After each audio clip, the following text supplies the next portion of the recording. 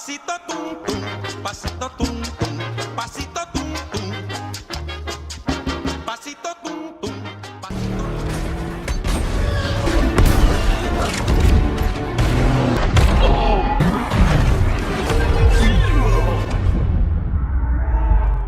The idea of Hollywood having lack of originality has been present before the days we were getting every month blockbusters, Disney, remakes, reboots, rehash, prequels, sequels, with loaded action-packed special effects. And while not all of them are bad, some have been tremendously good. It seems that's all we've been getting lately. Big artificial spectacles, but none of that organic artistry. None of that youthful drive to push the envelope of experimenting different techniques of storytelling as if they've forgotten what made the classics so great and so unique. It's like the old saying goes, they don't make movies like they used to. Well, if you put it that way. It's not easy to think of where to begin with The Other Side of the Wind. There's been so much story building up to it, so much anticipation, so many personal issues affecting the process of its release, as it almost took 40 years to finish the movie and be finally shown into the public. But if I had to start somewhere, it would probably be with the director, Orson Welles. You can't talk about The Other Side of the Wind without mentioning Orson Welles. After all, this movie has so much linked to his personal life. Orson has been celebrated for acting and directing one of the most well-known, greatest revolutionary movies of the golden age of cinema, Citizen Kane. Later went up to live in exile from Hollywood in Europe for almost 20 years, where he continued to direct. Through the years, Orson has been recognized as one of the greatest genius directors to ever live. The impact he made with Citizen Kane as his first directorial and acting picture gained him worldwide recognition, and his legacy has been stapled to this one sole movie, even if it meant overshadowing the rest of his work. The Magnificent Ambersons, The Trial, from noir films like The Stranger, to Touch of Evil, to Shakespeare, from Macbeth, Othello, Chimes at Midnight, to art house films like F for Fake, and even making a cameo in The Muppets. Not to mention his voiceover radio for War of Worlds, that it was so good that people actually thought aliens were coming. He also earned the reputation of being a maverick director, because he didn't like the system that much. He hated when the studios interfered with his movies, and also loved to have complete creative control.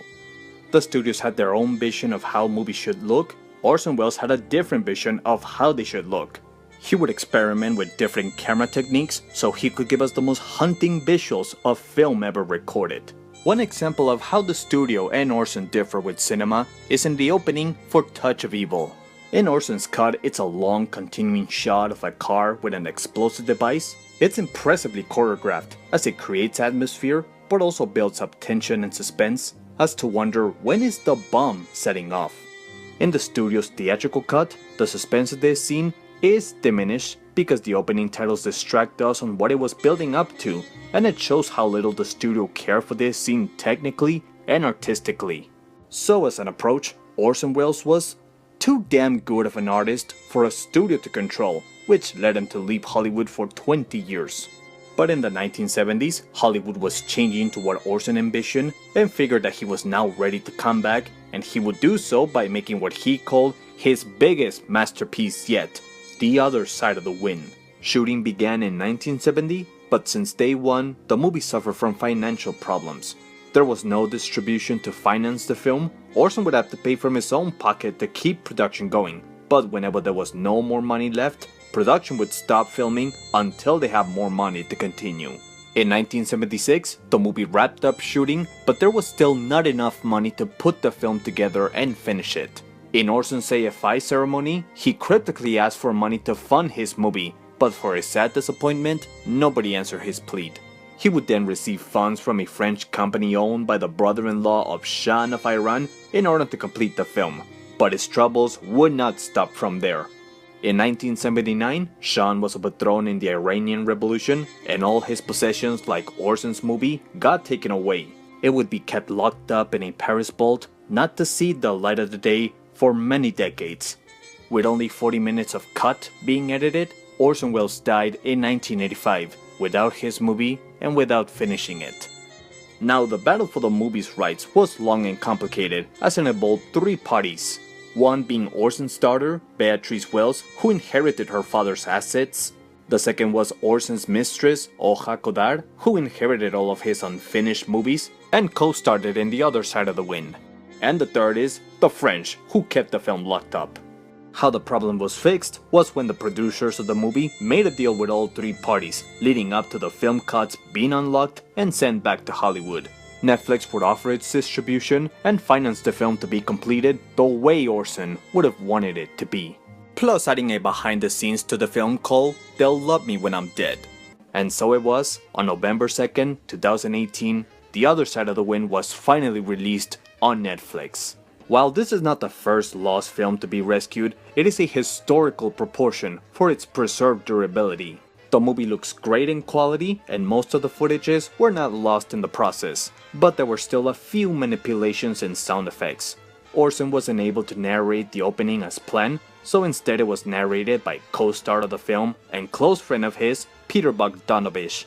John Huston, who plays a famous director but disgusting in personality, would be dubbed unnoticeably by his son Danny Huston during the party scene because of the bad condition of the sound. In other occasions, rescued films either lose a chunk of footage as in Greed or are so badly mistreated as in Metropolis. In fact, this wasn't even Orson's first movie to be found and finished. In 1957, he worked on Don Quixote and was finished later in 1992, but it was panned critically for its poor condition, botched special effects, and distracting dubs where you could tell from the original actors' voices and when was another voiceover. Heaven has not created, nor hell seen anyone who can make a coward of Don Quixote de la Mancha. Happy the age that saw the birth of Don Quixote de la Mancha, slave to the peerless Dulcinea! All effort was put to not make the same mistakes as in Don Quixote. Orson also gained this notion that he never wanted to finish his movies due to having personal attachment to it. And while some has stated this rumor to be a lie, God knows how many other films he never finished. Many have called The Other Side of the Wind to be a biography of Orson Welles, even though he has denied it to be false. It's hard not to see it that way. Everything about it cries out satirical irony, from how little to no story it had, to how most of the dialogue was improvised, as if he was making it up as he went along. Jake is just making it up as he goes along. He's done it before. It's a mockumentary about a well-known director having issues to finance his movie, which is ironically called The Other Side of the Wind. It mimics Orson's fame as a director through John Huston, another recognized great director second to Orson, for his work with Humphrey Bogart in The Maltese Falcon, African Queen, Treasure of Sierra Madre, and also plays a pinnacle role in Chinatown as the greedy villain. It satires the struggle to finance the film, along with his complicated, yet devout friendship in real life with Bogdanovich. But it's not just about a disgruntled director making a comeback. It's an exploration to the counterculture of the 1970s. It was Orson's point of view as to how America was becoming more open to other values, like questioning religion and the existence of God. How does everybody have their own image of God, and how man has put themselves above God. It explores the open sexuality of the 1970s during the film within the film, as depicted with Oja's multiple nude scenes where she's been stalked by a younger man, while at the same time teasing a gay lesbian tension. It textually depicts John Huston's character as possibly homosexual for how much attention he gives to his male actors, when perhaps he covers it up out of shame with his macho attitude. This was also a time when Hollywood was changing to a new generation of filmmakers who were allowed to experiment different techniques of storytelling, like George Lucas, Martin Scorsese, Steven Spielberg.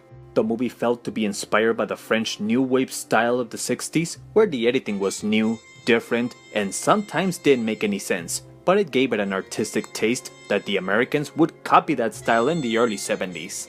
The editing on the movie is rapid, sometimes looking convoluted. The frames wouldn't last for more than 8 seconds. Sometimes it didn't even make sense why it would go from color to black and white. Whenever it was a documentary, it was in full screen. Whenever it was inside the movie, it was widescreen. But in this case, it doesn't matter. Whether Orson knew what he was doing or not, this was a passion project from someone who loved movies and loved being creative with his editing without any limitations from anyone else. I might say the editing has aged well enough to how some movies and even YouTube videos have been edited. But what I appreciate about this movie is its desire for preservation. A life work to make classic films of the past seem as relevant as before. Even though they're not as popular as shown in the cancellation of Filmstruck, that doesn't mean they're obsolete. They can be insightful of the past, learn our history, how the world was different, how has changed, and what has still remained the same. The fact that we're able to experience one last time a different era shows how classic films still matter. And The Other Side of the Wind encapsulates everything that my channel is about. A mix of the old and new by combining 3 different eras of movies. The golden age of the 40s with Orson's name in it, the new liberal age of the 70s, and the modern online media of Netflix. Now, fair warning, this is not an entertaining movie. It's slow, it's hard to follow what's happening, but then again, how many good movies are there that are, for lack of better words, boring? This is not for the mainstream audiences, and if this would have come out in the theaters, I probably doubt they would have enjoyed it. The long-awaited fans of Orson might like it out of respect for Orson, and not because they actually liked it. But I believe this came at the right moment. Maybe it would have not been appreciated as much in the 70s by the new blockbuster audiences, but in this day and age where all we get is blockbusters, it's a refreshing take. It looks old, yet it feels fresh. It's about many things, and yet it's about nothing. If you haven't seen it, you can check it out on Netflix and see why I boldly believe this is one of the greatest films to be made in the old age and released into the modern one. Well, here it is. If anybody wants to see it. So in the memory of Orson Welles and his work, here I conclude this video the way he would have been proud to put it together. And by that I mean pretentious Shakespearean! So, what did thou think of the picture? Did thou like it? Did thou not like it? Leave thy thoughts on the box of filth disguised as wisdom to see how low is thy wisdom. And for thou like it, display it, leave it a thumb for good news. Let the bells of heaven sing for more of my place. Farewell, my disciples. The sunset will not shine on me until I foretell the tale of Persona and Mulholland.